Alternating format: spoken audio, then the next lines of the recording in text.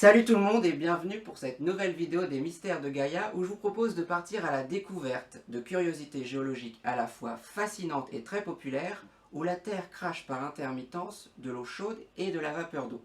Comme vous l'aurez compris, aujourd'hui nous allons parler des fameux geysers. Alors le terme geyser vient du nom d'un geyser islandais, le grand geysir. Et ce mot geysir provient lui-même du verbe gjósa qui signifie jaillir en islandais. Découvert en 1294, le grand geysir projetait alors de l'eau à plus de 80 mètres de haut. Éteint pendant plusieurs années, il a été réactivé récemment en 2000 suite à un tremblement de terre. De nos jours, il ne jaillit qu'occasionnellement et à des hauteurs beaucoup moins impressionnantes qu'autrefois. Cependant, à quelques pas du grand geysir se trouve un autre geyser, le Strokkur. Alors, avant de comprendre le fonctionnement du Strokkur, je vous propose d'observer ensemble une de ces éruptions. Pour cela, nous embarquons immédiatement direction l'ère géothermique de Geysir en Islande. C'est parti!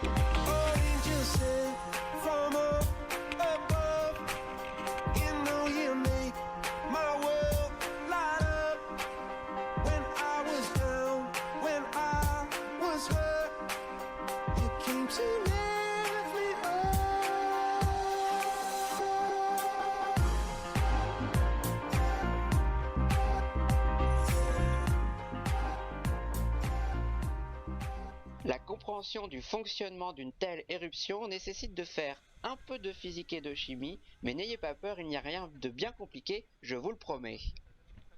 De retour en France, commençons par quelques fondamentaux essentiels pour comprendre la suite des points exposés dans cette vidéo.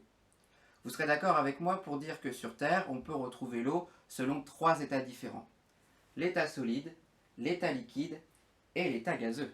L'état de l'eau dans un milieu donné dépend de deux caractéristiques de ce milieu, la pression et la température.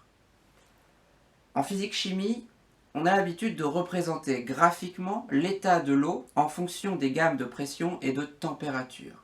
Cette représentation graphique, c'est ce que l'on appelle le diagramme de phase. L'intérêt de ce diagramme de phase, c'est qu'il permet de prédire l'état dans lequel va se trouver l'eau pour des conditions de pression et de température données. Comme le montre le diagramme de phase, il existe une étroite relation entre pression et température. Pour bien comprendre cette relation, je vous propose une petite expérience consistant dans un premier temps à verser de l'eau chaude dans une bouteille de verre. A l'aide d'une pompe à vide pour le vin, nous allons faire diminuer la pression jusqu'à 0,23 bar. Si l'on se réfère au diagramme de phase, on remarque que pour cette pression, la limite d'ébullition de l'eau est atteinte à seulement 55 degrés. Voilà pourquoi l'eau se met à bouillir au bout de quelques pompages. Ensuite, si l'on regarde bien la limite d'ébullition marquée en rouge sur le diagramme, on constate que plus la pression baisse, plus la température d'ébullition baisse également. Ainsi, après avoir retiré l'air au sein de la bouteille, la phase gazeuse se compose essentiellement de vapeur d'eau. En plongeant la bouteille dans l'eau froide, on va permettre la condensation de la vapeur. Si la vapeur se condense, la pression exercée par la phase gazeuse diminue. Et on assiste donc à une nouvelle ébullition.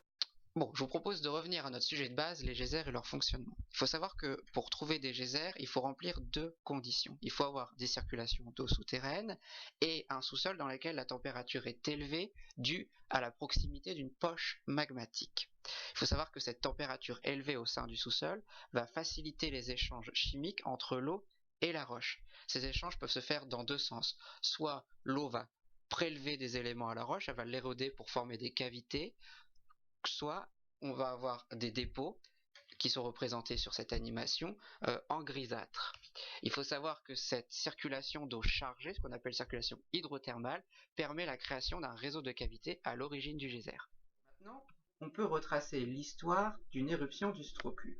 Pour cela, on va se mettre dans la peau d'une petite goutte d'eau hypothétique qui se situe au fond du conduit du geyser à environ 100 mètres de profondeur.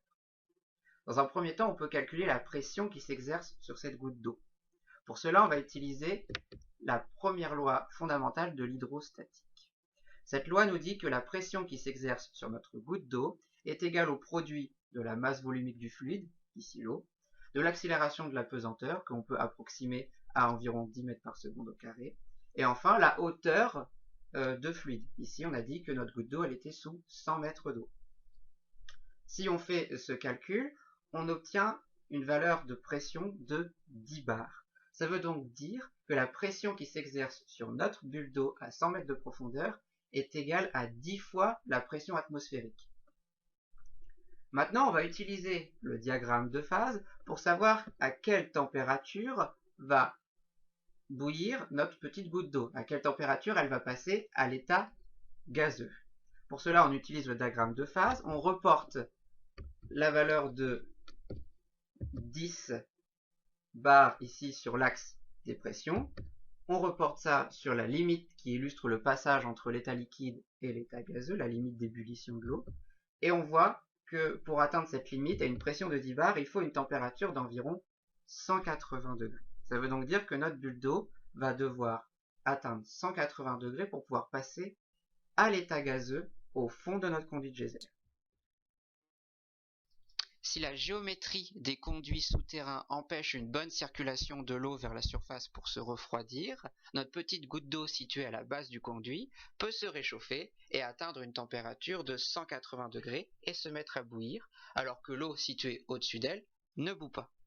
Il se crée ainsi une petite bulle de vapeur d'eau qui va remonter en entraînant avec elle un peu d'eau liquide à 180 degrés également.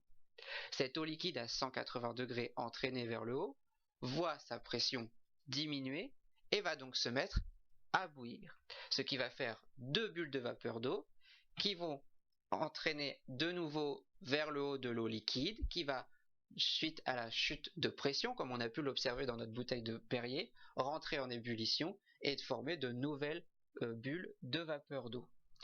On a ainsi une ébullition explosive qui va se créer et un grand volume de vapeur d'eau qui va en remontant chasser vers le haut toute la colonne d'eau. Le geyser entre ainsi en éruption. L'eau liquide expulsée se refroidit en surface et en général retourne dans le conduit et le re-remplit. Et c'est ainsi que les différentes éruptions du Strokür se mettent en place.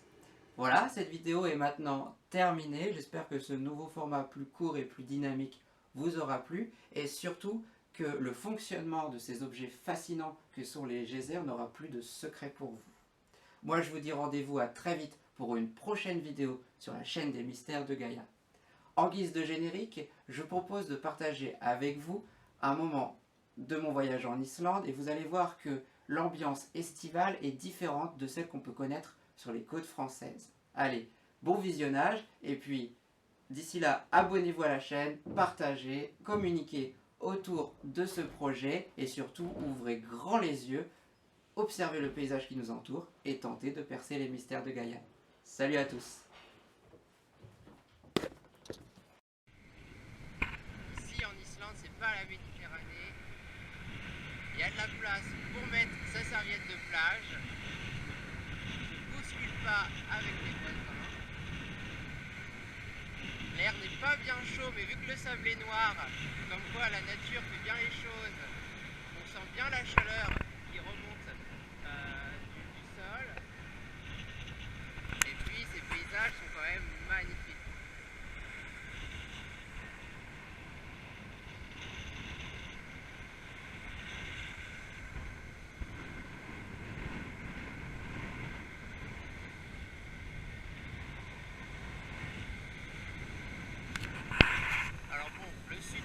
C'est pas le sud de la France, mais ça a quand même son petit charme. Il faut aimer les températures